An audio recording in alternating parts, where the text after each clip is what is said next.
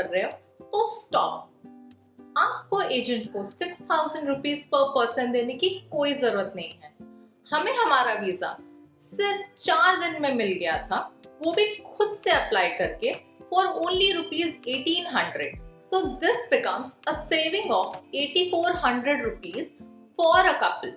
Agents केवल एक डर का बिजनेस करते हैं, पर PTO pass will give you the exact blueprint, the cover letter format, exact documents जो आपको चाहिए, and one of the main questions कि what should be the money in your bank account। सबसे पहले let's bust the myth। सबको लगता है कि Japan visa is very difficult, but अगर सच बोलूं तो it's one of the easiest। बस 2 पेजेस का फॉर्म फिल करना है। सीरियसली 2 पेजेस भरने के लिए हम एजेंट को 4,000 रुपए एक्स्ट्रा देते हैं। It makes no sense, right? So let's get into the documents. आप इसका एक स्क्रीनशॉट ले लीजिए। This is the official requirement. सबसे पहले आपको 3 चीजों का ख्याल रखना है। First, passport. आपका जो पासपोर्ट है it should have a minimum validity of 6 months. Second is the photo requirement. So Japan visa photo को लेकर काफी स्ट्रिक्ट है। यहाँ पे यूएस वाला फॉर्मेट नहीं चलेगा।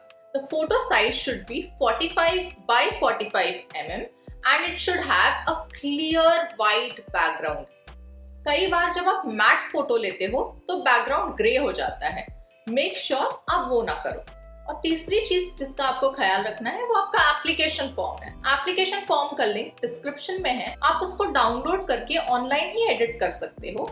It's better to type rather than handwritten। Handwritten चलता है बट टाइपिंग इज रिकमेंडेड। अब आते हैं मेन पॉइंट पे, हम वीजा ऑफिसर को कैसे कन्विंस करें।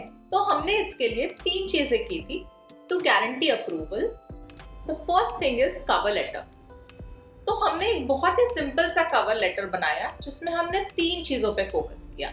सबसे पहली चीज कि हम है कौन, दूसरी चीज हम जापान जा क्यों रहे हैं, और तीसरी चीज हमारा जॉब इंडिया में है तो हम वापस जरूर आएंगे। Second thing, employment letters. तो एम्प्लॉयमेंट लेटर्स में हमने इंश्योर किया कि हम अपने HR से एक नो ऑब्जेक्शन सर्टिफिकेट ले, एक वेकेशन अप्रूवल लेटर ले, और साथ ही साथ हमने अपना एम्प्लॉयमेंट कॉन्ट्रैक्ट भी दिया जिसमें लिखा है कि हम जॉब के लिए नहीं जा रहे, हमारा एक परमानेंट जॉब इंडिया में है, हम एक वेकेशन पे जा रहे हैं which we have applied for and we will come back to India। Point 3, the itinerary। तो हम तो प्लानर्स हैं ही, हमने अपना डिटेल डे वाइज आइटिनरी भी सबमिट किया which shows कि हमने पूरी रिसर्च की है, हमें पता है हम कहाँ रुकने वाले हैं, हमारे पास हर चीज की बुकिंग है और हम बस टूरिज्म के लिए जा रहे हैं। सबसे इम्पोर्टेंट चीज, प्लीज आप फेक फ्लाइट्स मत लगाइएगा, ओरिजिनल फ्लाइट के डिटेल्स डालिएगा ताकि जो आप hotel bookings and flight bookings दोगे वो आपके आइटिनरी से मैच करे। अब आते हैं सबके फेवरेट क्वेश्चन पे, कितना पैसा होना चाहिए। सो जापान गवर्नमेंट की तरफ से कोई भी गाइडलाइंस नहीं है, पर हम दोनों के इंडिविजुअल बैंक अकाउंट्स में अराउंड 1.5 लाख रुपीस मेंटेन किया था ईच। अगर आप चाहें तो आप स्पॉन्सर भी कर सकते हो अपने स्पाउस या पार्टनर को, बट हमें लगा कि हम अगर इंडिविजुअल अकाउंट स्टेटमेंट्स दिखाएंगे तो उससे ज्यादा कॉन्फिडेंस मिलेगा, तो इसलिए हम लोगों ने वीजा ऑफिसर से डिस्कस करने के बाद सेपरेट बैंक स्टेटमेंट्स दिए थे। अब ये बैंक स्टेटमेंट्स को अटेस्ट करवाने की कोई जरूरत नहीं थी, हमने अपने नेट बैंकिंग से एक प्रिंटेबल PDF डाउनलोड कर लिया था और वही सबमिट किया। सो अब आते हैं हम प्रोसेस पे। हम हैदराबाद में रहते हैं और हैदराबाद में कोई एम्बेसी नहीं है, तो हम VFS के थ्रू गए थे which is mentioned on the embassies website. ऐसा कोई डायरेक्टिव नहीं है, आप डायरेक्टली भी वॉक इन कर सकते हो, पर हमने VFS की वेबसाइट से पहले ही अपॉइंटमेंट ले लिया था। फिर अपॉइंटमेंट की टाइम से आधे घंटे पहले हम वहां चले गए थे।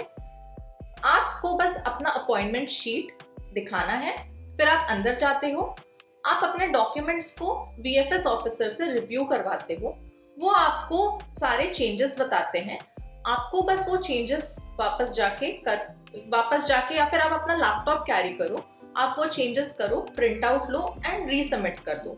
So that's it. उसके बाद से आपको आपकी फी की पेमेंट करनी है।